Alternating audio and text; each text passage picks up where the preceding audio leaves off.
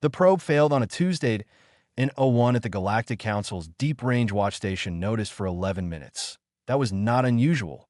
The technician on duty had gone quiet over his lunch, and probes failed all the time out in the far dark. Sometimes debris cut them open. Sometimes radiation burned them out. Sometimes they simply reached the end of long, empty service lives spent staring into a part of space where nothing ever happened. Hansep marked it as routine equipment lost. He reached for another bite of food. Then the backup probe sent its first reading. Hans stopped chewing. The screen showed contacts. Ship contact. T first, the number was small enough for the mind to resist. 40, 60, 120, then it kept rising. Hans put his food down. He sat very still and watched the count climb, because in 17 years of monitoring the outer dark, he had never seen anything come from that direction. Nothing traveled there. Nothing lived there. Nothing had ever returned from there. The count hit 1,000, then the probe display ran out of space for digits. Hans pressed the emergency channel with one hand. With the other, he pushed his lunch away. He was not hungry anymore. The council chamber of the Galactic Assembly stood inside a practical station set at the crossing point of 5 major trade routes.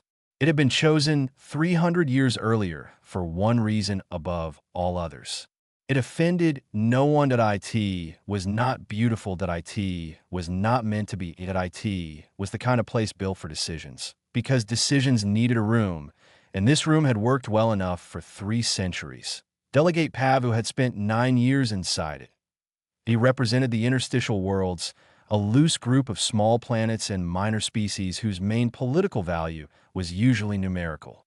They filled seats. They softened major voting blocks. They allowed larger powers to call things balanced. Pavu understood this.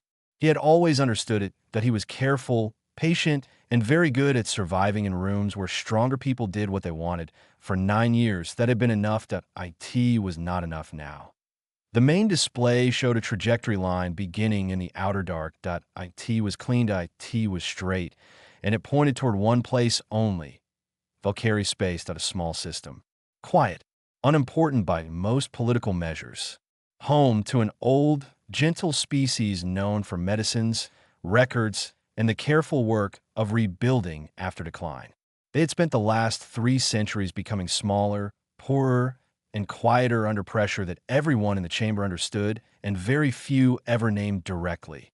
The line did not wander. IT did not search. IT did not curve, as if exploring. IT went to Valkyrie space with the kind of certainty that made Pavu uncomfortable before anyone had even spoken. "How many ships?" he asked. The analyst at the board hesitated.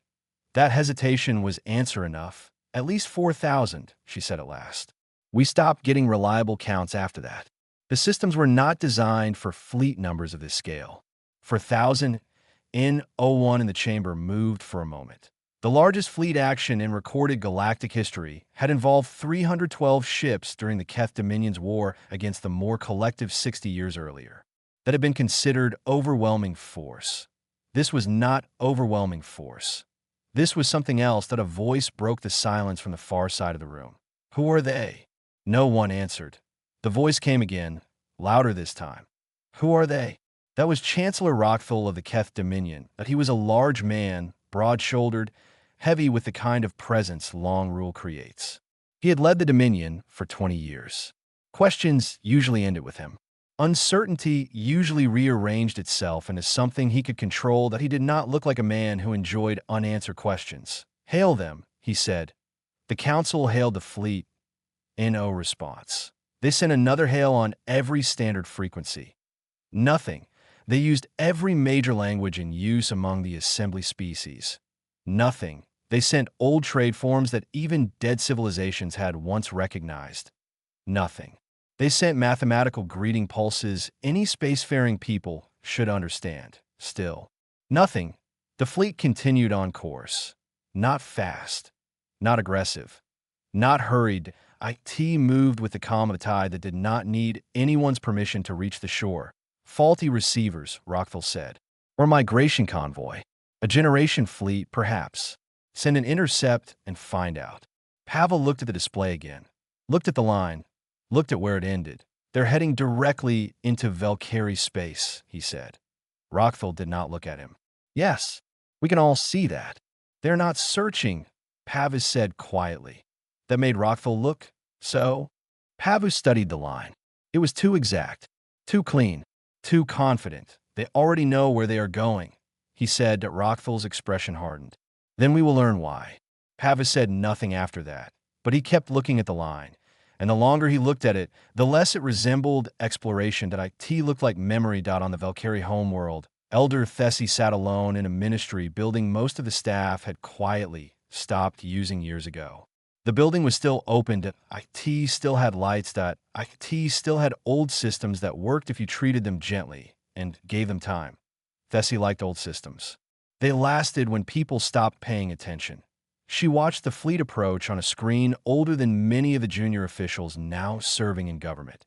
She was old enough to remember when the building had once been full, old enough to remember when this ministry had handled emergencies with crowded halls and exhausted workers and voices that never stopped. Old enough to remember the harbor.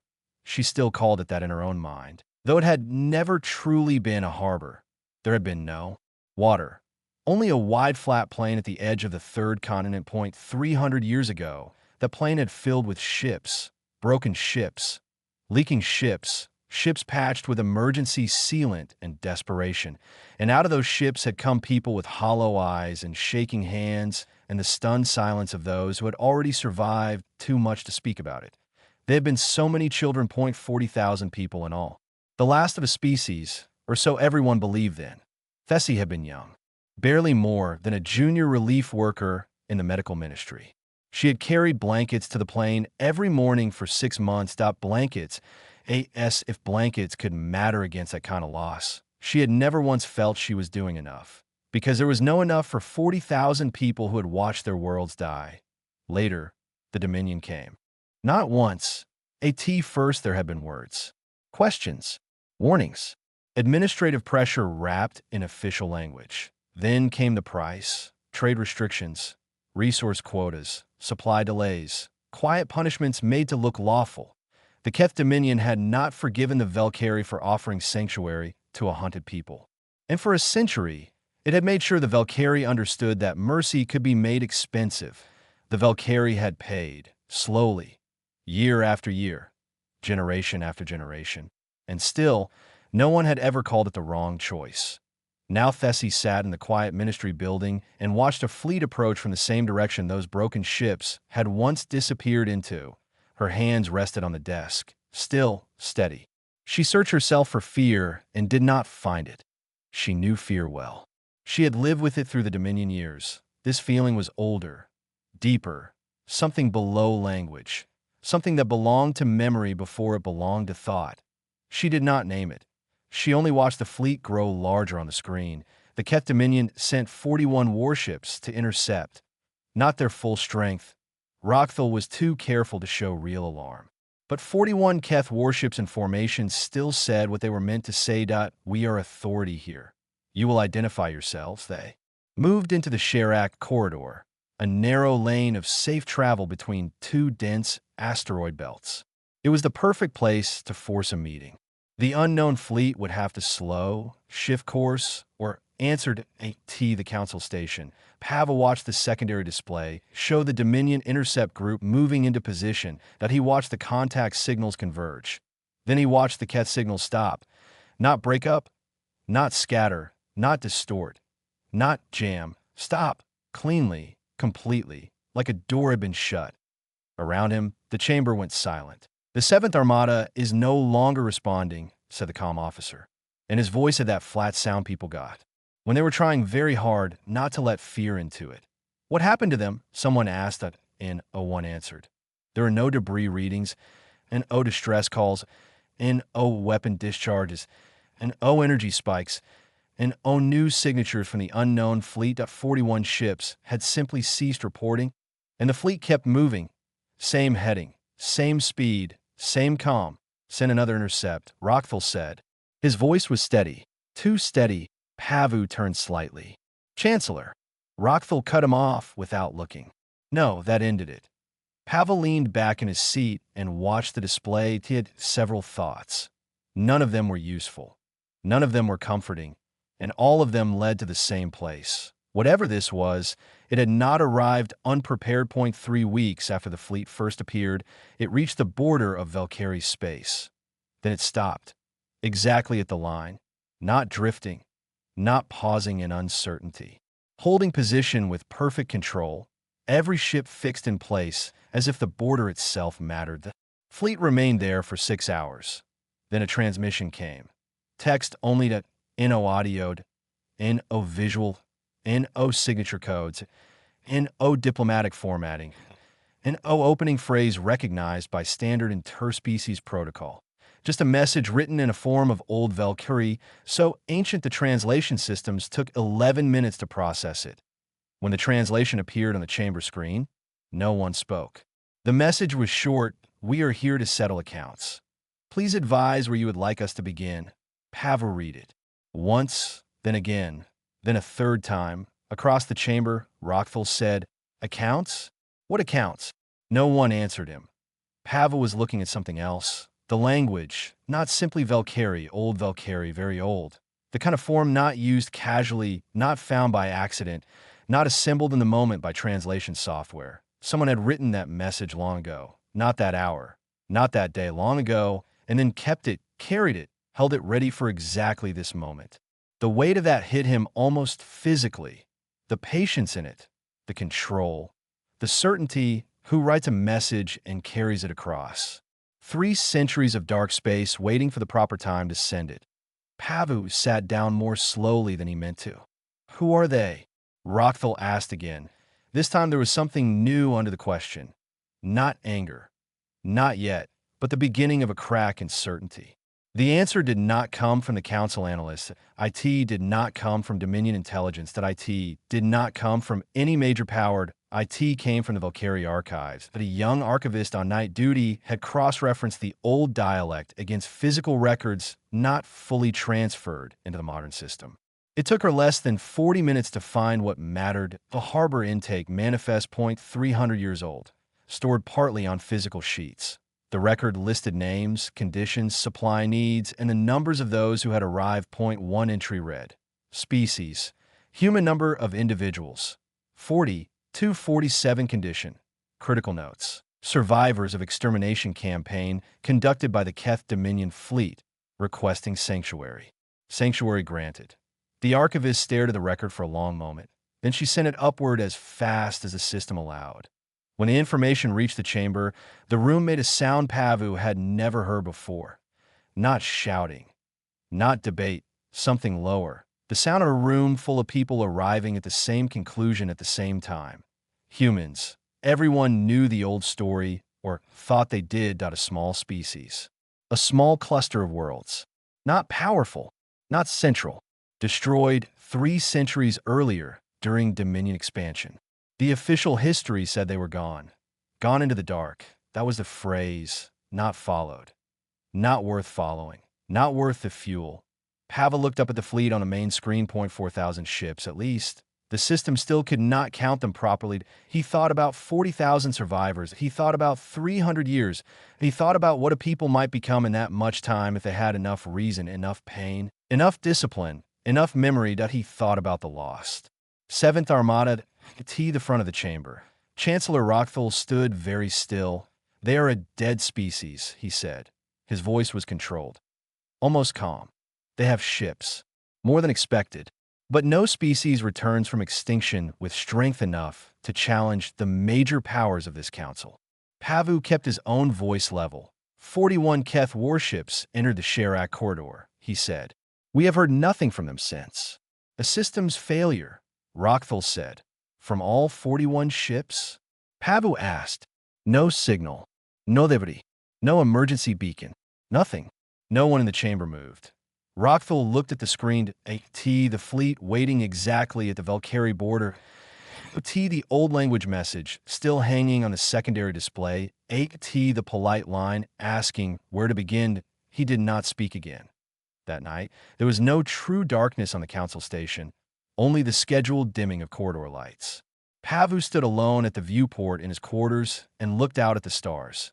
Somewhere out there, 300 years earlier, 40,000 people had boarded broken ships and gone into unmapped dark. They had gone with almost nothing. That he tried to imagine what you built in 3 centuries when all you carried with you were 2 memories. Point 1, that would have been done to you. Point 2, who would help you when no one else would. That he thought about children growing up under those 2 truths, about grandchildren and great-grandchildren and generations after them, about a civilization shaped by both wound and gratitude. He closed his eyes, settle accounts. The message had said, not revenge, not conquest, not justice. Accounts had a colder word, a more careful one. That he thought of ledgers, records, balances kept over long years by patient hands. And somewhere on the Valkyrie homeworld, Elder Thessie read the translation too. She sat in the old ministry office and remembered 6 months of carrying blankets across a flat plain. She remembered one small boy who had once buried his face against her shoulder and held on with both hands and said nothing at all. She remembered what her people had paid after that. The years of restriction, the slow closing of futures, the quiet punishment for having done one decent thing. And now, after all that time, a fleet had come back from the dark and spoken in her people's oldest language. That IT had not asked for tribute, that IT had not demanded surrender. IT had asked where she wanted them to begin. For the first time since the fleet had appeared, the shape of her feeling became clear. IT was not fear. IT was not wondered. IT was the feeling of someone who had made a choice long ago without ever knowing if it mattered, and who had just now, at the end of a long life, received the answer. On the Valkyrie homeworld, Thessie sat alone in the old ministry office with the translated message on her screen. We are here to settle accounts. Please advise where you would like us to begin. She read it again. Then she closed her eyes and let memory come. The harbor, the flat plain. 6 months of morning walks carrying blankets that were never enough. 40,000 frightened people stepping out of broken ships. Children too shocked to cry. Adults with the look of those who had gone beyond. Exhaustion into something quieter and worse. She thought of what came after. The Dominion pressure. The cost. The long punishment for kindness. She thought of all the years spent not knowing whether any of it had mattered. Then she opened her eyes. She touched the reply field. Her hands did not shake. In the oldest form of Valkyrie, in words her grandmother had taught her, and which almost no one living still used, she typed 2 words. Begin here. She sent the message. Then she sat back. The tears came. Without warning. She did not try to stop them. Outside the ministry window, the evening was ordinary. The city lights were ordinary. Somewhere nearby, a bird made a small sound in a tree. And in a quiet office no one important would have thought to watch, an old woman had answered a question that had been waiting 300 years to be asked. The fleet received her message. Then the fleet began to move. The shuttle Pavu took to the human flagship was small and intentionally harmless looking. Standard diplomatic design. Soft seats that a refreshment unit. Wide-side windows meant to calm passengers and suggest neutrality. None of that helped. Pavu sat by the window and watched the fleet that he had seen the numbers for weeks now. He had listened to analysts say those numbers aloud in careful voices. He had watched records fail to contain the scale of what had come from the dark. None of that had prepared him for seeing it like this. The ships filled space in every direction. Not crowded. Not massed together in panic or aggression. Placed. Organized. Each vessel held exactly where it should be. The way buildings in a city make sense when the city has been planned by people who know what it is for. Some ships were enormous. Not merely large. Enormous in the way mountains are enormous. The shuttle. Past one whose hull alone made the diplomatic craft feel like an insect. Others were smaller, sharper, clearly built for speed or specialized work. Some carried shapes Pav did not understand at all. They matched nothing in the Council's engineering records. They were products of 300 unseen years of thought, need, and invention. He sat at the window for 20 minutes. The fleet did not end. Beside him, his Daru said nothing. Daru was young and usually good at filling silence with useful comments. Pavu appreciated that he was quiet now. The flagship surprised him. Not because it was small that IT was not small, that IT dwarfed the shuttle without effort. But it was not the biggest ship in the fleet. For some reason that unsettled him more than a people. Interested in display would make the flagship their largest vessel, that a people interested in statements would cover it in visible weapons. This ship was large, plain, controlled, and impossible to read at a glance, and obvious armament, and decorative authority, and visible need to impress anyone that it was simply a ship that had come to do something, and did not need to explain itself while doing it. The docking was automatic, smooth, silent. The airlock opened. A human woman stood waiting, young. Gray uniform, calm expression, and ceremonial posture, and dramatic pause. She simply said, in the common language, with an accent Pavu had never heard before, "Delegate Pavu. The Admiral will see you now." Just like that if 4,000 ships had not emerged from extinction, if civilizations did this sort of thing every day. The room they brought him to had no windows. Pavu had expected a command chamber. He had expected tactical displays, fleet maps, officers moving quickly, the machinery of power made visible. Instead, the room was almost plain at a table point, 2 chairs. Warm lighting at a side counter with a small machine producing steam from a drink that smelled unfamiliar but not unpleasant. Admiral Soren Weil was already seated. Pavu had not known what to expect, only that it would probably be wrong that it was. She looked neither ceremonial nor severe. She did not look softened by peace or sharpened by performance. She looked like someone who had been awake a long time and had moved past the point where calm required effort. When he entered, she stood briefly. That small courtesy disturbed him more than if she had remained seated. "Delegate," she said. "Please." She indicated the chair opposite her. Then she poured 2 cups from the machine and set one in front of him. "You do not have to drink it," she said. "I do not know if it agrees with your biology, but it is warm, and this seemed like the sort of meeting that should begin with something warm." Pavu's Saturday, he looked at the cup. Then at her. "Admiral," he said, "I represent the Galactic Council. I need to ask." "You need to ask many things," she said, not unkindly. "You have been trying to reach us for 3 weeks. You did not answer." "No," she said, "why not?" She considered the question as if it were not difficult, only something she was deciding how clearly to answer. "We had nothing to say to the council yet," she said. "We had something to say to the Valkyrie. We said it. They answered. After that, we were ready." "Ready for what?" She reached beneath the table and placed an object between them. A book, an screen, an data slab, a physical ledger bound in dark material, worn slightly at the corners. Not worn by age alone. Worn by handling .by being opened again and again across a long span of time. Pavel looked at it and felt a strange resistance to touching it. It was the most ordinary-looking thing in the room, but it was also the heaviest thing there, though he did not mean weight in any physical sense. "What is that?" he asked. "In accounting," Admiral Weil said. "Of what?" She rested one hand lightly on the cover. "Of everything." She let the word stand. Then she continued. "Every species in the assembly has an entry. Every interaction our people have been able to verify. Every act of help. Every act of harm. Every trade honored or broken. Every ship that offered passage. Every station that turned refugees away. Every kindness. Every cruelty. Every decision that mattered."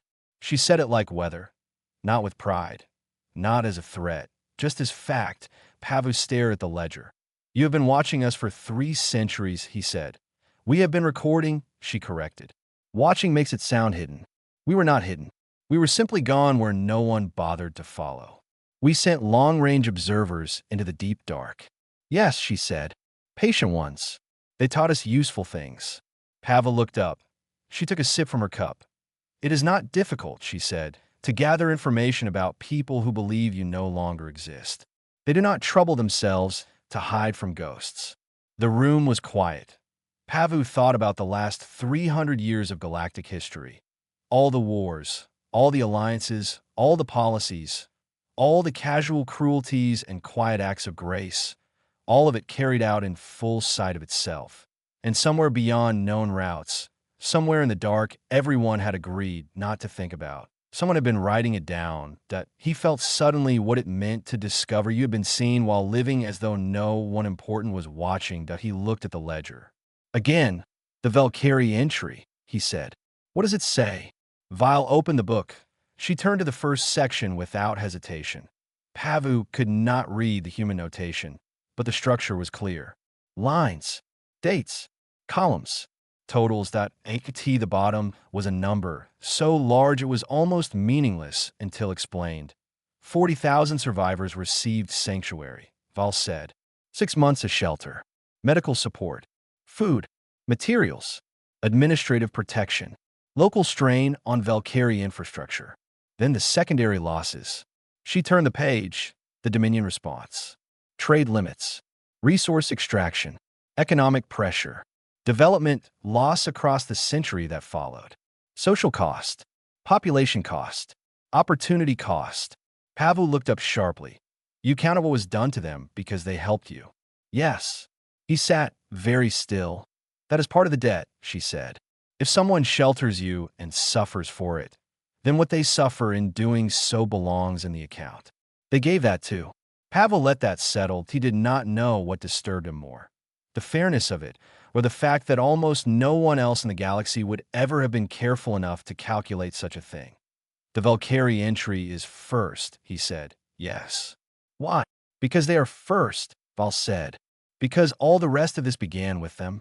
Everything we built was built after 6 months on a flat plain at the edge of their third continent. That entry is first because it is the foundation. Pavel looked at the page again. Somewhere, perhaps, in another office on another world, an old woman was still sitting with tears on her face while engineers and ships began to move in answer to a promise 300 years old. He picked up the cup and drank from it. Warm, slightly bitter. Not bad at all. He set it down carefully. What does the council's entry say? Vile turned several pages. She found a section quickly. The column there was shorter, not empty, not severe, neutral to modest positive, she said.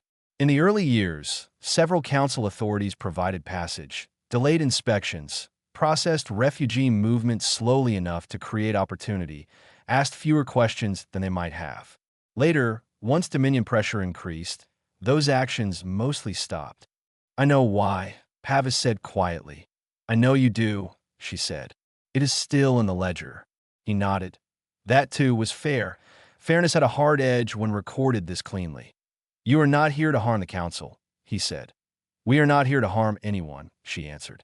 We are here to settle accounts. Those can become the same thing. They can, she said, but they are not the same thing.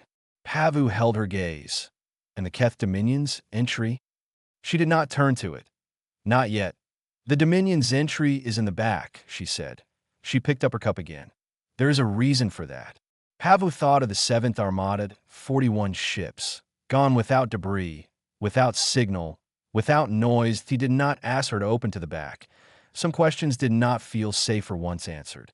I want to be clear, Val said. We did not come here to wage war. Pavu almost laughed, but did not. She saw the thought pass through him and understood it. We prepared for the possibility of war, she said. That is different. If someone had chosen to begin one with us, we were prepared. But preparation was not the purpose. Pavel looked down at the ledger. What is the purpose, then, in practical terms? The Valkyrie restoration is already underway, she said. The positive accounts will be repaid in full where possible. The negative ones will be presented with settlement options. Settlement options, Pavu repeated. Yes. As in bills. As in accounts do, she said. He sat back. What form does payment take? She told him, and the longer she spoke, the quieter the room seemed to become. Not weapons, not territory, not military surrender, not political theater. The Valkyrie settlement, she explained, was built around equivalent return, infrastructure, water systems, medical development, agricultural reconstruction, energy systems, orbital support architecture, educational networks, population stability planning, long-range recovery tools. Everything the Valkyrie had lost or failed to develop because helping humanity had cost them generations of growth. You build all of this, Pavu said slowly, specifically to give it back to them. We built much of it for ourselves, Val said, but from very early on we knew one of the uses it would eventually have. The equivalent, he said. You keep saying equivalent. How do you decide that? Very carefully. That is not an answer. It is the whole answer, she said. Carefully. Over a very long time. With revision. With records. With historical modeling. With respect for actual loss. Not symbolic gestures. Pavu sat in silence. Drew, who had been taking notes in a corner of the room, had stopped writing some time ago. He was now simply listening, his expression fixed in the shocked stillness of someone whose categories had failed. Outside the walls of the ship, 4,000 vessels waited in perfect order. Inside, one woman explained repayment like a patient accountant, describing how water should be measured. T. Last Pavu asked the question he had been circling, the Seventh Armada. Val did not blink. Yes. He had not yet said the name aloud. She had known where he would go. He folded his hands in front of him. What happened to them? She looked down at the ledger.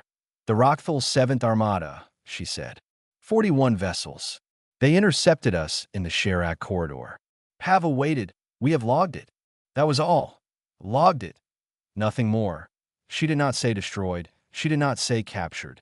She did not say relocated or neutralized or erased. Only that it had been entered into the ledger. Pava looked at her for several seconds. He thought about a people who had spent 300 years recording every kindness and every injury with worn corners on a physical book. That he thought about the complete silence where the Seventh Armada had once been. He thought about what kind of civilization chooses not to explain itself when explanation is unnecessary. He did not ask which column the Seventh Armada belonged to, and she did not volunteer the answer. The meeting lasted 4 hours. When it ended, Admiral Vile walked him to the airlock herself, an aide, an formal escort. They walked through clean, plain corridors where human crew in gray uniforms passed by, nodded to the Admiral, and did not stop to stare at him. That struck Pava more than he expected. He was very likely the first non-human many of them had ever seen in person. Yet no one gaped, and O1 whispered, and O1 looked at him like a curiosity. They acknowledged him and continued their work. The work, Pava thought, was the point here. Everything else came after the airlock. Val stopped. Delegate, she said. One thing. Not for the record. Pavu turned. The council did not do nothing, she said. He waited. In the early years, there were ships that looked away. Port authorities that processed transit documents slowly. Officials who asked fewer questions than their rules required. Individuals who made room where there should have been none. She met his eyes. We know who they were. Those entries are in the ledger too. Pavu thought about his own people, his own world, its old decisions, its forgotten minor officials and quiet acts. He thought about a galaxy full of governments that recorded laws and treaties and wars, while somewhere beyond them another people had been recording smaller things. The human things. The moments that happened when one person at a desk chose mercy over strictness and no one wrote it into official history. We are not only here to collect debts, Val said. The ledger works in both directions. Then she held out her hand. Open-palmed, a human gesture Pava knew from cultural files but had never received in person. That he took it. Her grip was firm, brief, and entirely ordinary. We will be in touch, she said. Then he stepped through the airlock on the shuttle back to the council station. Duru sat in silence for a long time. The fleet moved outside the windows, patient and endless, T. Laster said. She knew about the 7th Armada before you asked. Yes. She knew the name, the number, everything. Yes, Pavu said again. Duru looked out at the ships. She knew what every question would be. Pavu kept his eyes on the passing hulls outside. She has known for a very long time what this conversation was going to look like. Daru was quiet. Then, after another minute, he said, She poured you tea. Pavu almost smiled. She poured me something warm. She said she didn't know if it matched your biology. She still poured it, Pavu said. That mattered. Not because of the drink itself, because of what it showed. This people had not returned in fury alone, or rather, perhaps not in fury at all. They had come carrying something colder, steadier, and stranger. Memory shaped in a method. Daru spoke again. The ledger, he said. Did you notice the binding? Yes. It was worn. Yes. From use, Doris said. A great deal of use. Pavel looked down at his own hands at a book like that did not wear out from storage, that IT wore out from being opened over generations, passed down, consulted, handled often enough that the object itself became part of tradition. Not just a record, a thing people lived with, a thing they returned to, a thing they taught children to respect, perhaps even to continue. Pavu imagined human hands touching that ledger over centuries. Hands of officers, archivists, teachers, parents, children old enough to understand what was owed and what had been given. Every line inside it tied to a person, a people, a moment of choice. Every entry a decision remembered. He thought of the Valkyrie page at the front. The foundation entry, Vala called it. He thought of 40,000 survivors and broken ships, of a young Valkyrie aide carrying blankets across a plane, out of the simple phrase on a harbor intake record. Sanctuary granted. Where are we going? Daru asked quietly. Back, Pavu said. To tell them? Yes. Daru looked at him. To tell them what? Pavu watched the fleet a little longer. Then he answered. Their number. Daru frowned. Pavu turned from the window at last. Their bill, he said. He paused. Then, after a moment, or their gift. He looked back out at the ships. That, he said, depends on what they did. At the council station, the emergency session lasted 11 hours. Pavu sat through every minute. The shouting, the controlled speeches pretending not to be fear, the legal arguments offered by species that only turned to law when strength had failed them, the quiet calculations happening behind composed faces. He gave his report. He described the fleet, the meeting, the ledger, the Valkyrie settlement. The council's modestly positive entry that he answered question after question. Most of them were about the Seventh Armada, that he gave them exactly what Val had given him. They intercepted the fleet in the Sharak corridor. They had been logged in O. He did not know more than NO. She had not said more than NO. He did not believe asking again would have helped. He did not say what he personally suspected. He was not ready to say it aloud in a room full of people who still believed force was the most important language in the galaxy. He watched them struggle, not to understand the facts. The facts were clear enough. They struggled to understand the shape of what had arrived, that a dead species that was not dead, at a fleet larger than history allowed for it, at a power that did not open with a threat, but with a ledger enemy, perhaps, who seemed less interested in destroying worlds than in balancing them. The council talked for 11 hours that, in the end, they decided nothing. This was normal. The council often solved urgency by surrounding it with procedure until urgency became someone else's problem. But this was not a situation built to wait for committee logic, because while they debated, the human fleet was already in Valkyrie space, already working, already beginning to be. By the time the session ended, Pavel understood one thing with absolute clarity. The galaxy had expected revenge. What had come back from the dark was something else, and somehow that was worse, because revenge was familiar. Revenge belonged to the old political language. This did not. This was patient, precise, measured across centuries. IT did not ask who had. IT asked who owed. And in the quiet hours after the session, as Pavel walked back through dim corridors toward his quarters, he had one thought he could not stop returning to. Someone, somewhere, had been keeping very careful record for a very long time. And now they were here, and they knew exactly where everything stood. On the second morning after the emergency session, 3 things happened almost at the same time. None of them involved war. That, Pavel would later think, was when the galaxy truly began to understand what kind of people had returned from the dark. The first event took place on Han. The Han were a small species, quiet in politics, respected in medicine, and known mostly for one cultural habit. They helped travelers 40 years earlier. A damaged human vessel had drifted near Han space after passing through a debris field. It was not a famous event. No one had put it into council records. No one had turned it into a formal treaty or public story. 11 humans had survived. The Han found them, treated them, repaired what they could, and sent them on their way. IT had seemed small at the time, that a decent act, that a normal act. The sort of thing kind people did when they found someone hurt. That morning, a human envoy arrived at the Han Science Ministry in a small ship alone. Young, polite, carrying no guard. She handed over a data package. Nothing dramatic, in O speech, in O conditions. just delivery. The Han ministry spent 6 hours reviewing the contents before anyone outside the building was told what had happened. That IT was not a symbolic gift, that IT was not ceremonial knowledge, that IT was 3 centuries of human medical research translated into Han notation, organized clearly, and prepared for immediate use.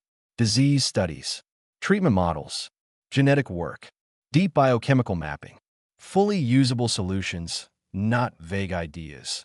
The head of the Han Science Ministry was a man named Vasera. He had spent 40 years working on 3 specific diseases his people had never been able to solve. 40 years that he found all 3 solved in the package. Not partial progress, not promising leads. Solved. He sat at his desk and began to cry. His assistant asked what was wrong. That he tried to explain, but there was too much in it. So he said, "Only, we have been trying to solve this for 40 years. His assistant looked at the screen, and they solved it? He nodded once. 30 years ago, he said. The assistant stared at him, then at the data, then back at him. Why? Vasera thought about the old story his grandmother had told him when he was young. About a broken ship, about 11 strangers, about the simple duty of helping someone who was bleeding. Because 40 years ago, he said, we did something small, and apparently they do not consider small things unimportant. The second event happened on the Velnari border. The Velnari were not gentle. They were a medium-sized species with a long history of border conflicts and a culture that valued strength, direct action, and clear answers. A century earlier, during a confused encounter in disputed territory, 11 humans had been killed by Velnari forces. The official Velnari record described the event as lawful defense against unidentified intruders. The human record described it differently.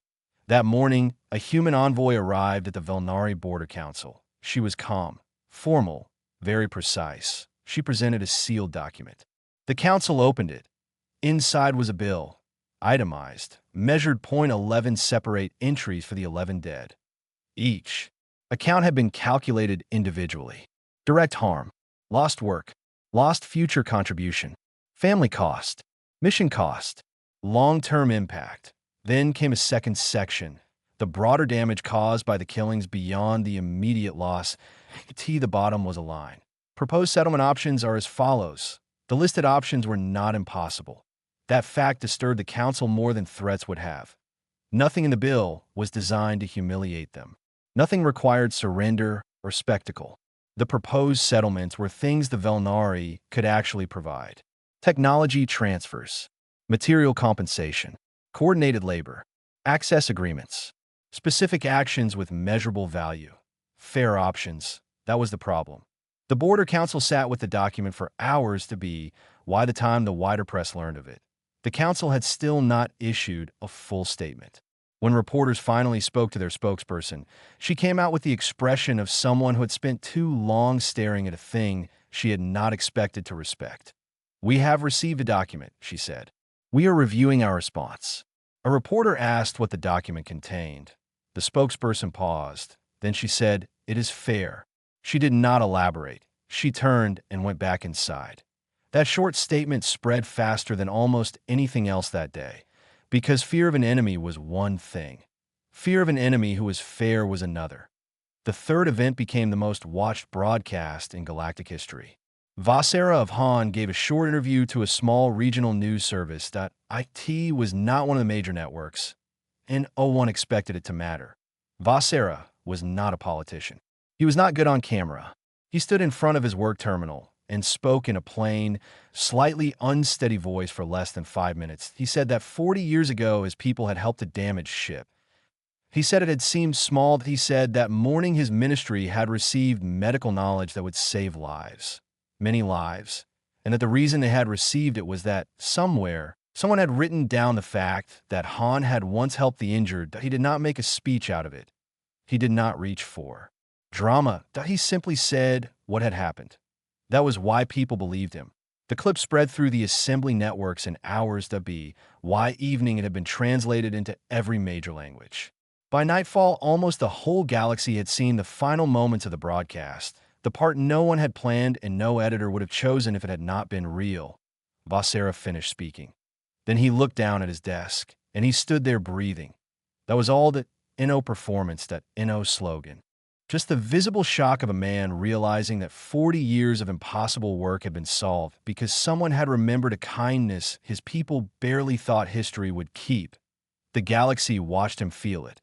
And because he was not trying to convince anyone of anything, he convinced everyone to his desk on the council station. Pavu read the Dominion response statements one by one. They came quickly, too quickly. That alone told him something. The statements said the human presence violated transit law. They said the technology transfers ignored recognized intellectual property systems. They said the so-called ledger had no standing under assembly law. They said the Dominion was prepared to take whatever steps were necessary to preserve galactic order. Pavu set each statement aside after reading it. He noticed what they did not mention. They did not mention the Seventh Armada. They did not mention 41 missing warships. They did not explain what steps, exactly, the Dominion intended to take against a fleet of more than 4,000 ships that had crossed half the galaxy and already begun acting. He also noticed that each new statement was shorter than the one before it on the fourth day. Chancellor Rockthall's aide sent Pavu a private message that it was written carefully. Too carefully. Would it be possible, the message asked, for the Dominion to request a bilateral meeting with Admiral Vile? Pavu read the message twice that in 9 years of council work, no one from the Dominion had ever asked him for help. He forwarded the request to the Human Fleet Channel, and acknowledgement came back within the hour. The request has been received and logged. Nothing else. Pavu sent that reply on to Rockthall's aide, a woman named Vessel. She did not answer. He did not hear from her again for several days. On the fifth day, the Keth Dominion's home system stopped reporting normally. First, the station analysts thought it was a communications issue. The shipping lanes around the system were still open. NO jamming, NO attack signatures, NO blockade. NO1 was visibly interfering, and yet the usual world reports had stopped. The display showed the 3 major Keth home worlds. Then, after a long and careful review of the readings, it showed something else. Not destroyed worlds, not debris fields, not impact scars, absence, ordered absence, dispersed mass where infrastructure had once been. Cities gone. Industrial zones gone. Military production centers gone. Administrative towers gone. Not blasted. Apart. Not burned. Taken down. Methodically. As if someone had looked at the whole structure of the Dominion and decided that the people did not need to die. But the machine that had made the Dominion what it was did not need to continue to. It took 6 hours for the analysts to confirm the next part. And O1 had died. And O1, the entire Keth population of the home system had been relocated elsewhere before the dismantling was completed. Not after. Before, Pavu stood in the chamber and listened as the findings were read out. N01 interrupted. N01 knew how. They moved the population first, he said at last. The room turned toward him. They moved the people first, he repeated. Which means the relocation was planned before the dismantling. Which means this did not begin when the fleet arrived. No one answered. How long, he asked quietly, does it take to relocate a species across 3 home worlds without a single casualty? The chambers stayed silent. Longer than 3 weeks. Much longer. Pavu let that silence fill the room. They planned the Dominion settlement before our instruments ever saw their fleet, he said. They knew what the Dominion would do. They knew the Dominion would send ships. They were already moving pieces into place, while we were still arguing about who they might be. Someone in the chamber said, how long ago did this planning begin? Pavu thought about the worn ledger. About 300 years of records. He did not answer. That afternoon, Rockthall was supposed to give a public address. He began speaking that he got through 3 prepared sentences. Then his communications director stepped to the podium, bent near him, and said something quietly into his ear. Everyone watching saw his face change. That it was not fear exactly. That it was worse. That it was the look of a man discovering that events had moved beyond his reach while he was still speaking. As though they belonged to him. That he stopped. He stood in silence for 4 seconds. Then he stepped away from the podium and left without another word. The official statement later that day said the address had been postponed due to an administrative scheduling issue, and O1 believed it. That same evening, 14 Outer Keth colonies filed simultaneously for Council Protectorate status. Pavu read the documents in his office. They were nearly identical in structure, prepared in advance. That detail mattered. That IT meant people inside the Dominion had seen this possibility coming well before their chancellor had. Ordinary Keth citizens in distant colonies had apparently understood the shape of events before the highest level of their own government did. Pavu processed the filings and sent them through the required channels. Then he sat at his desk and thought for a while about the difference between those who feared what had happened and those who feared what had not happened yet. The council changed after that. Not loudly. The chamber was quieter than usual, not because people were calmer, but because many of them had already had the important arguments with themselves in private. Species representatives, who rarely spoke, began asking legal questions about the ledger. Could it be recognized under council law? Were settlements made through it enforceable? Did it count as a diplomatic mechanism? Could it be reviewed independently? Pavel listened and understood what they were really asking. Not law. Their number. They wanted to know whether what was coming toward them was a bill or a gift. They wanted to know whether they had done enough, once, somewhere, in some forgotten corner of history, to have an entry in the good column that a representative from the Shavos Compact said, "We have not even seen the ledger. How are we meant to respond to something hidden?" Pavu answered carefully. "I believe you will be shown your entry when it becomes relevant." "By whom?" the representative asked. "By the humans." "On their schedule?" "Yes," Pavu said. The representative leaned back and said nothing more. That was the new mood of the chamber, contained, everyone holding questions behind their teeth, everyone making private calculations, everyone waiting to learn whether memory had been kind to them. While the council argued, the first human freighters entered Valkyrie atmosphere. Fessy saw them from the ministry window in the morning.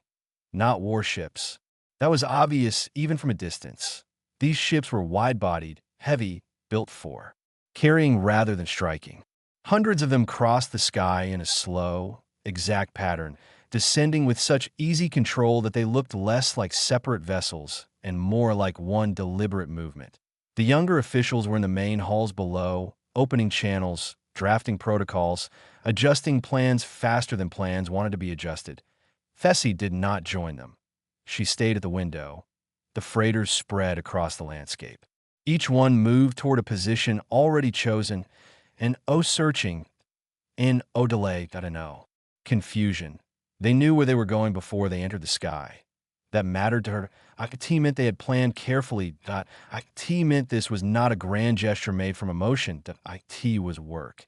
The first thing they brought was not machines, that IT was maps. Human engineers arrived at the ministry carrying printed maps of the entire planet marked in careful detail. They spread them over the coordination tables and spent hours with Valkyrie infrastructure staff going point by point through every plan location. Fessy sat at the back of the room and watched. The engineers were patient. Young, many of them, speaking simple common language, answering every question fully, never sounding irritated when a question had to be asked twice. One of them caught her attention that he was very young, with a scar along his jaw and the habit of explaining things with both hands, as if shaping the ideas in the air, that he was discussing the new water reclamation system, not a plan the Valkyrie would someday build, not an offer of support for future construction, but a complete system, already on the freighters, already being moved into place. Ready for assembly at first light the next morning, he explained the output capacity of a Valkyrie coordinator, a woman who had spent the last 40 years managing shortage reports, put down her pen. "That is 3 times what we produce now," she said. "Yes," the engineer said. "We have been on rationing protocols for 4 decades. "We know," he said. "The plan includes the rationing years. The system is scaled to replace what was lost under Dominion restriction and create enough surplus to prevent future shortage under normal conditions." The coordinator stared at him. "You calculated our rationing deficit." He nodded once. "We calculated what was taken," he said. "The water system is part of what was taken. We are returning it." The room went very still. Not because the words were dramatic, because he said them so plainly. If returning 40 years of lost water capacity was simply a technical matter once the numbers had been written down correctly. The coordinator looked back at the map, then at the engineer. Something changed in her face that he saw it. He gave a small nod and moved on to the next item.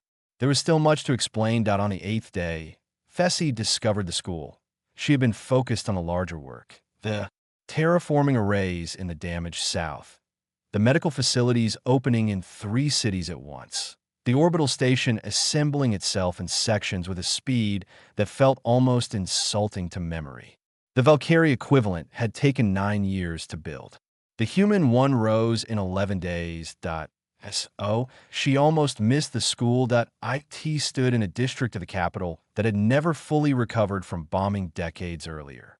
The surrounding buildings were repaired in places, broken in others, held together by habit more than prosperity.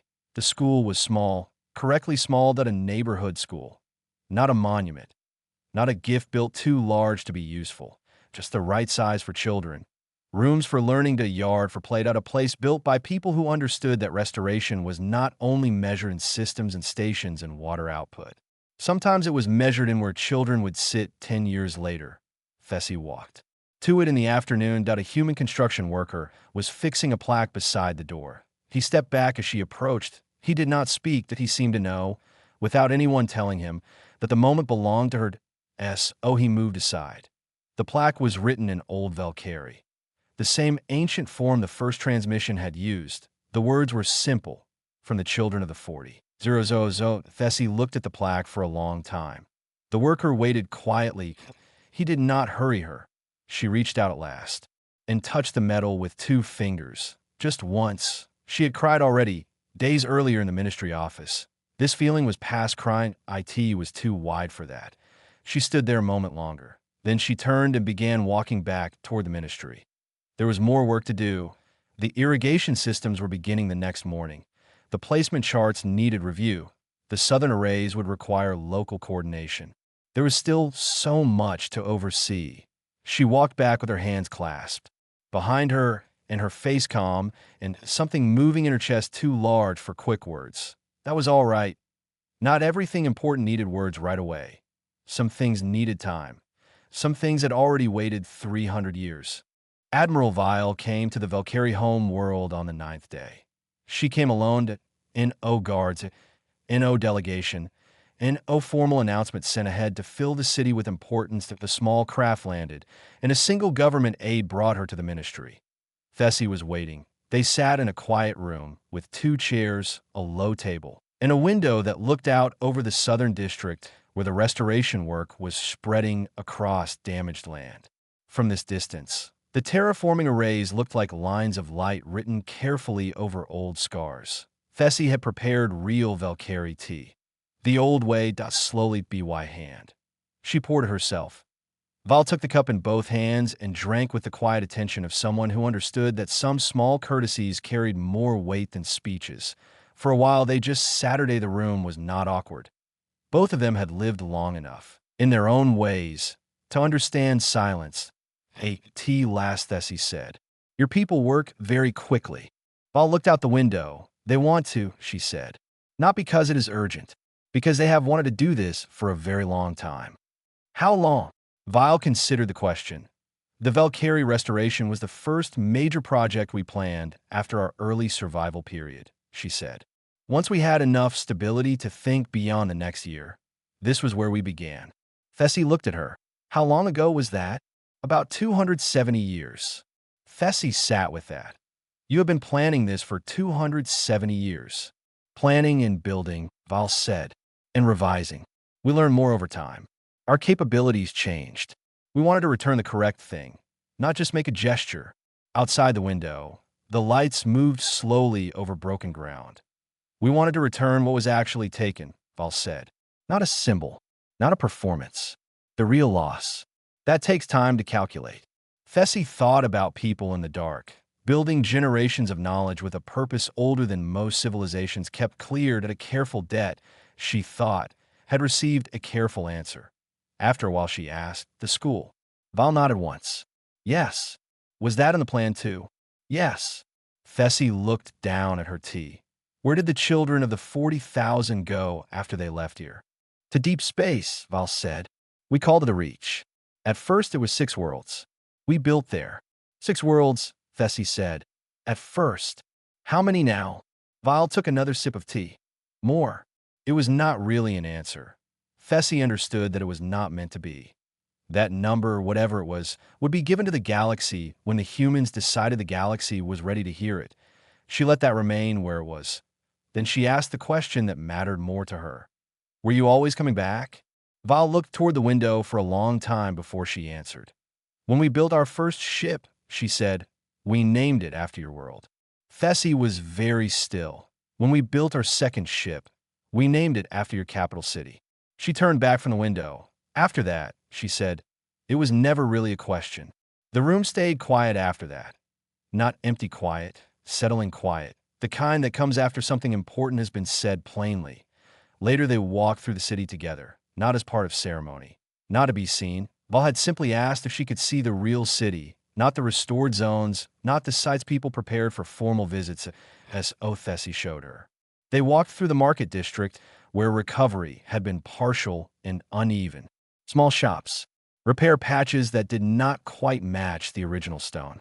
Narrow streets, still shaped by years of doing without. People looked up as they passed. Some recognized Thessie and nodded. Some noticed the human beside her and stared for a moment, but not with fear that had already begun to change. 9 days of freighters, engineers, maps, water systems, medical centers, and workers who treated every damaged district like a problem to be solved had changed the city's emotional weather. Yes, they walked. Thessie said one word, the Dominion. Not a question, just a name. Val walked another few steps before answering. Yes. I heard about the home worlds, Thessie said. That no one died. No one died, Val said. They stopped beside an old building repaired in places with unmatched materials, the kind of repair that leaves memory visible if you know how to look. We were never here to hurt people, Val said. But the infrastructure, Thessie said. The infrastructure was part of the harm, Val answered. So we removed it. She looked at the building that the places where repair could be seen. The Keth population has been moved to new worlds, she said. Smaller worlds, harder worlds. They will have to build again. It will be difficult. She paused. So did we. She said it without anger, without satisfaction, only as fact. Thessie looked at the old repair lines in the wall and saw them clearly in a way she had not for years. The Keth people, she said. What happens to them now? They live, Val said. They build. Some will do well. Some will struggle. Their outer colonies are resourceful. They know how to survive with less. And the ledger? Val turned to look at her. The Dominion account is closed. Closed. The debt is settled. They began walking again. For a few steps there was only the sound of the city around them. Then Thessie said, that is mercy. Val glanced at her. That is accounting, she said. Thessie did not answer at once. She thought about the difference. Then she thought that, in the hands of very patient people, perhaps the two things could end in almost the same place. The work continued on the 12th day. The medical facilities in all 3 major Valkyrie cities were fully operational on the 14th day. The first crops were planted in the southern continent, in soil the new arrays had been preparing for less than a week. The readings from that soil were better than the Agricultural Ministry's most hopeful forecast for the next generation. 3 separate scientists sent Thessie excited messages about those readings. One of them used the word impossible and then sent another message to correct himself. He said unprecedented was probably more accurate. That on the 15th day, the orbital station was completed. Human engineers gave the Valkyrie operations staff a 3-day handover, then transfer control fully. Not shared control. Not partial control at a Valkyrie station, built by human hands and then given over entirely. Thessie signed so many transfer papers that day her fingers hurt. She signed every page. On the 16th day, Val's small craft left the home world and returned to the fleet. Thessie stood again at the ministry window and watched the sky. The freighters were still there. The work was still going on. There would be weeks more of it, but the pattern of the lights had changed. They were no longer emergency movements. They had settled into steady labor, the kind that says a place has moved from rescue into rebuilding. Somewhere out there, water was already flowing where it had not flowed properly in 40 years. Somewhere children would soon enter a school with a plaque above the door written in words their grandparents no longer used. Somewhere prepared soil held new seed. Fessy put her hand on the window point. 300 years ago, she had carried blankets across a flat plain. Now she stood at the other end of that same line of history and watched a people return what had been held in memory all that time. She stayed there for a long time. The city behind her was already different than it had been 16 days earlier. IT would be more different 16 days from now. For the first time in many years, she felt certain she would live to see more of that change. She did not examine that feeling too closely. Some gifts were too large to hold directly. So she stood at the window and let the lights move across the land and breathed. The public broadcast came on a morning when the council station was already more crowded than it had been built to handle. Pavu arrived at his office early, as he always had. Years ago, he had learned that quiet hours were the only time real thinking could happen.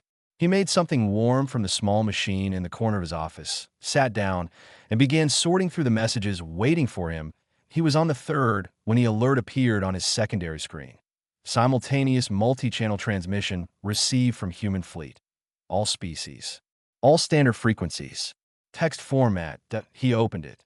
Then he set down his cup. The ledger was public. Not a statement about it. Not a summary. Not selected entries. The ledger itself. Every species. Every entry. Every number. Every positive act. Every harm. Every calculation. All of it released at once across the assembly in each species' own language. Organized clearly and with the methodology explained in plain terms, so anyone who wished could examine the logic. An O speech accompanied IT, an O threat, an O demand, an O deadline. Just the record, delivered to everyone at the same time. Pavu stared at the screen for a long moment. Then he opened his own species entry. IT was not long. That IT was also not flattering in the way self-written history often is. That IT was exact. He recognized several moments in it immediately. Small policy decisions, quiet choices, actions that official records had either softened or ignored. Their total was modestly positive, that a little better than he had expected. That troubled him in an odd way.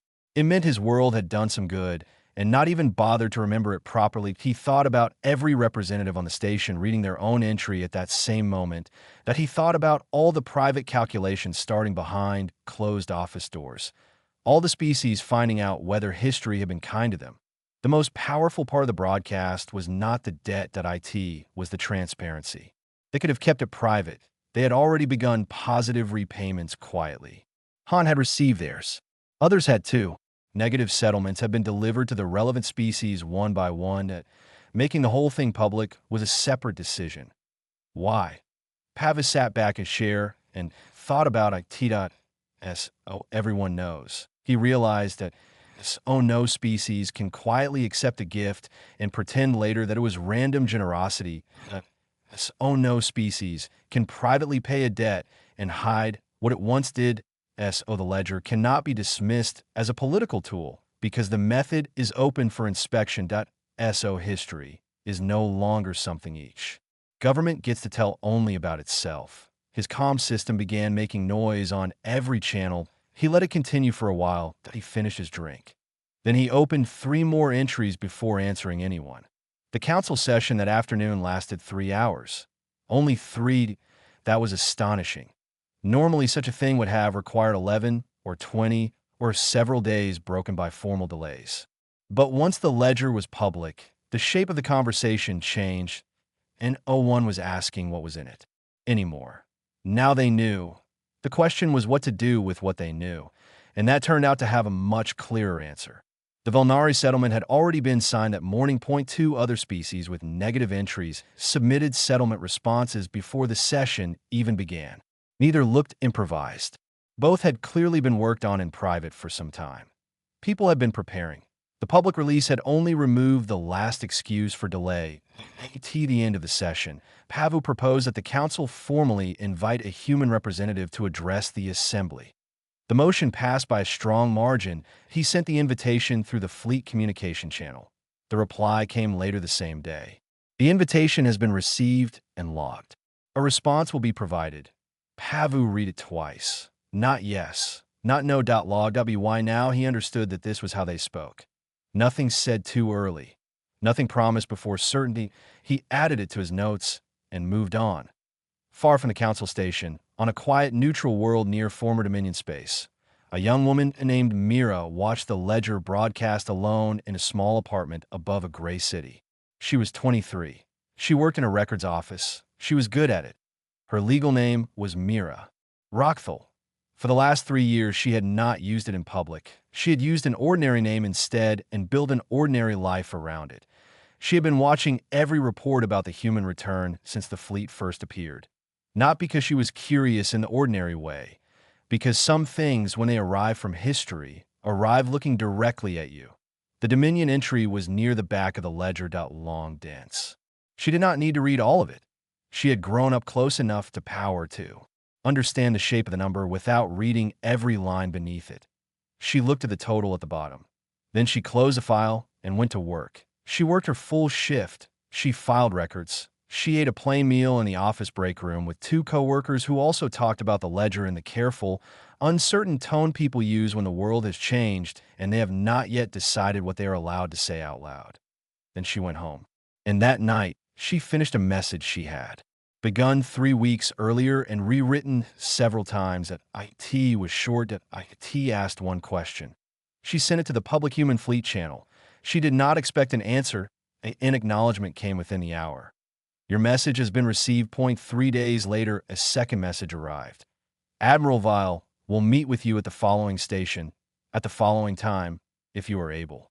Mira stared at the message for a long time.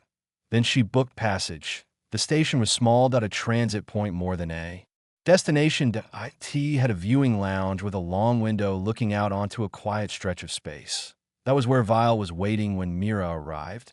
Again, alone, an O escort, an O display of importance. Mira walked to the table and sat down. She had prepared several opening lines. She had rehearsed them on the journey. None of them survived first contact with the moment. She asked the question directly. What happens to the negative numbers? Val looked at her, not sharply, not coldly, just accurately. Mira had the distinct feeling of being seen clearly by someone who was not deciding what to do with what she saw, only seeing it for what it was. Then Val said, "You are not the Dominion." Mira swallowed. "My name is—" "I know your name," Val said. "Both of them." Mira said nothing. "You are not the Dominion," Val repeated, more quietly this time, as if she wanted the sentence understood correctly. "But the number," Mira said. "The Dominion account is closed," Val answered. "Settled. The infrastructure is gone." "Yes." "And the people?" "The people are individuals," Val said. "Individuals have their own entries." Mira sat very still.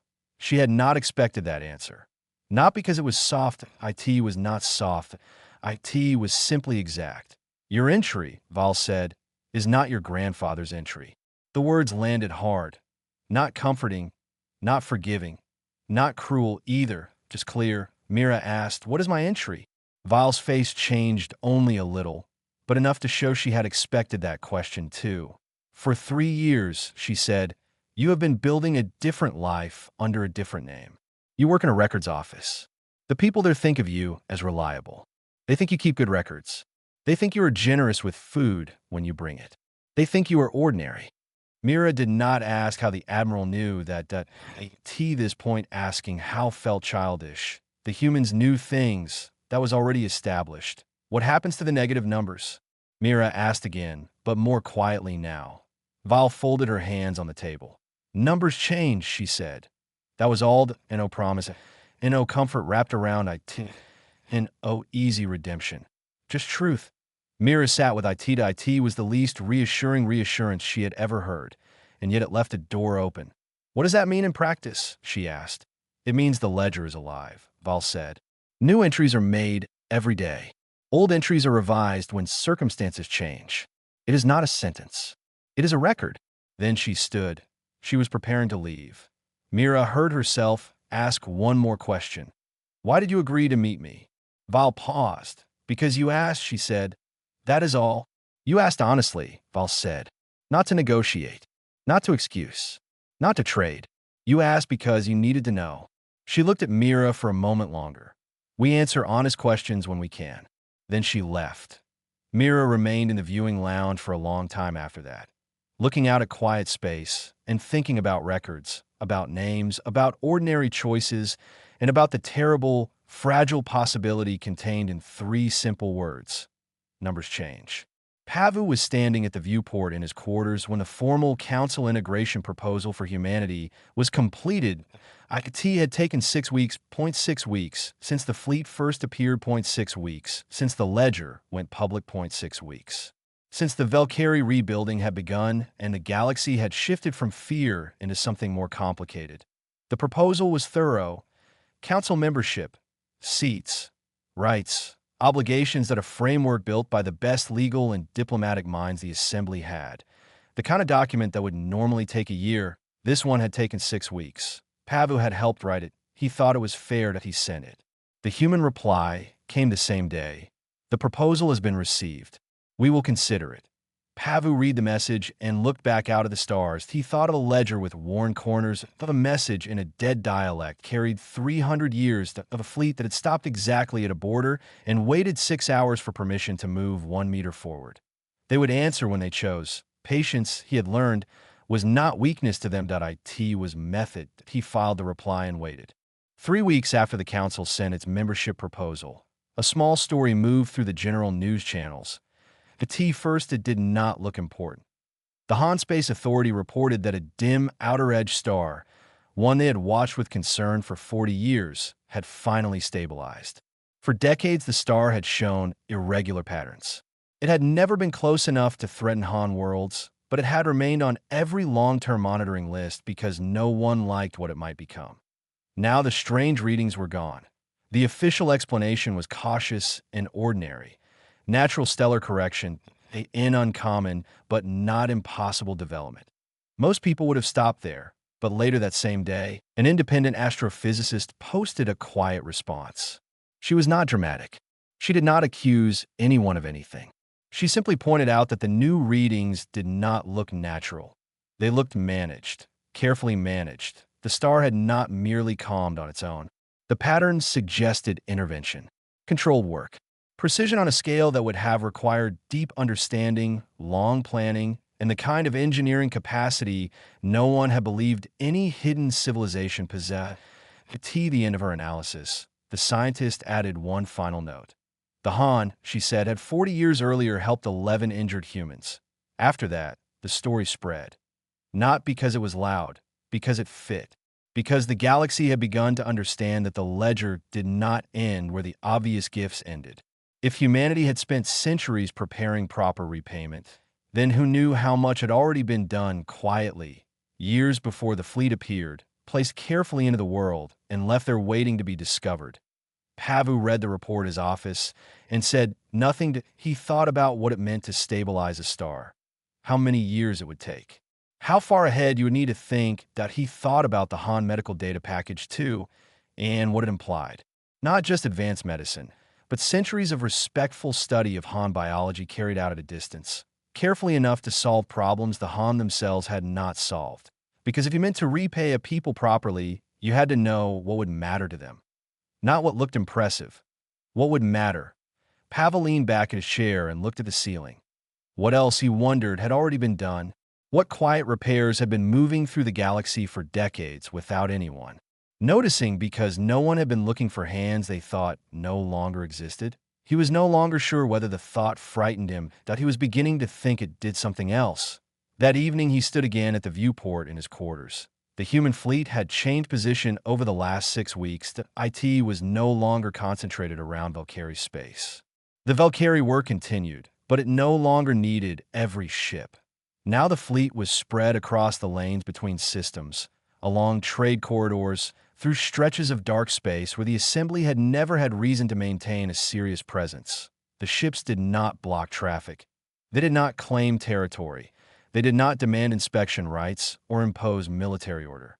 They were simply there, present, integrated, like something that had always belonged to the structure of the galaxy and had only recently become visible. Daru came to stand beside him. For a while they watched in silence. Then Daru asked, "Do you think they will accept the membership proposal?" Pava did not answer immediately. He watched one large human vessel move slowly across the edge of his view, steady and unhurried, going somewhere with the certainty of something that had already decided exactly what it was doing. At some point, he said, "That is not the same as yes." "No," Pava said. "It is not." Dara folded his hands behind his back. What are they waiting for? Pavu thought about the ledger, about the open record, about the positive entries and negative ones, about Mira at her little table in a transit station asking what happened to negative numbers, and Admiral Vile answering with those hard, simple words. Numbers change. They know more about us than we know about ourselves, Pavis said. They know which species can be trusted, which ones are trying, and which ones are still pretending. They do not need council membership in order to act. Membership would give them obligations. I think they will accept those obligations only when they decide the rest of us are ready for them to do so. Daru was quiet. And until then, Pavu kept watching the ships. Until then, they are doing what they came to do. They stood together a little longer. Then Daru asked, "Do you think they will stay? Permanently?" "Yes." Pava looked out at the distant glow of Valkyrie space, faint but visible from the viewport. Somewhere there, a wounded world was changing day by day under patient hands. Water flowing again. Stations rising. Soil healing. Schools opening. The quiet work of a careful debt being answered. He thought about the harbor manifest.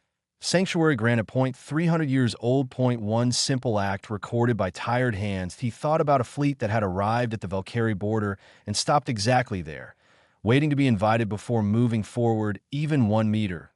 He thought about the school plaque. From the children of the 40,000. Then he answered. They never left. Daru looked at him. Pavu did not explain at first. The words felt complete on their own. What he meant was larger than location. Larger than whether ships were physically present in known space. Larger than maps, that he meant that a people could go into the dark and still remain tied to the place where they had once been shown mercy. They could vanish from records and still carry a world inside them. They could build in exile for 300 years and still orient themselves by old debts and old kindnesses as precisely as navigators use stars. They were gone, Daru said after a moment. Yes, Pavis said, but not in the way we meant. Outside, the fleet continued moving through the dark in long, steady lines. Present, patient, certain, the galaxy breathed around them differently now. Not the sharp fear of the first weeks. Not the shocked silence of the ledger's release. Something slower, something harder. The long work of adjustment. Species across the assembly were learning what it meant to live beside people who remembered everything. People who recorded the small things. People who carried both debts and gifts across centuries and delivered them with equal care. Pavu thought about Mira under her ordinary name in her records office.